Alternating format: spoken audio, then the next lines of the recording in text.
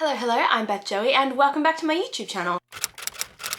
If you're new here, welcome. This is the channel where I paint my face, turn my camera on, and talk about some books. Welcome back to another video in my On the Hook to Read the Book series where I essentially run through whether or not I actually read the books that I've been putting on my TBR. So for this video, it's going to be the books that I put on my end of the year TBR in 2022. I hope you enjoyed this video, but let's get started straight away with the first book that I put on my TBR for the end of the year in 2022, which was Daisy Jones and the Six by Taylor Jenkins Reid. I did not read this book because I have no reason really. I really wanted to like read it with the audiobook and the physical book at the same time, and my audiobook from the library isn't available until like February, I think, this year of 2023. So once that comes out and is ready for me to borrow, I will be picking up this book, but for now, I haven't read it. The next book on this list is Book Lovers by Emily Henry. I have read this book. I gave it 4.5 stars. I believe it's Emily Henry's latest release. She's definitely an author by author for me. I really enjoy reading her work, and this was no different. Next up, we've got Thunderhead by Neil Shusterman, which is the second book in the Scythe trilogy. I really loved this book. I gave it 4.5 stars. I think this world is so fascinating. I don't love how the series ended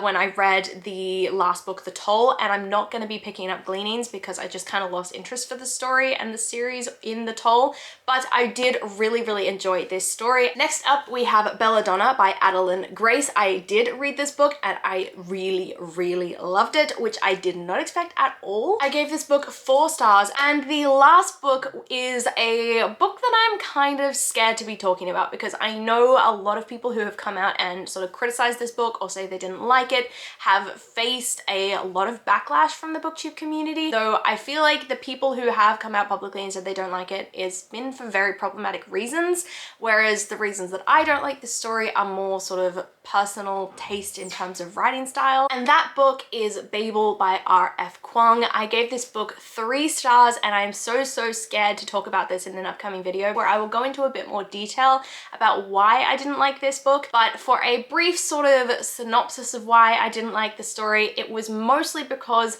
I thought that the writing was incredibly academic and incredibly dense, and that is not a writing style that I tend to vibe with, so I found myself really struggling to get through the story. I totally understand why it is such a beloved book. I think it is expertly crafted.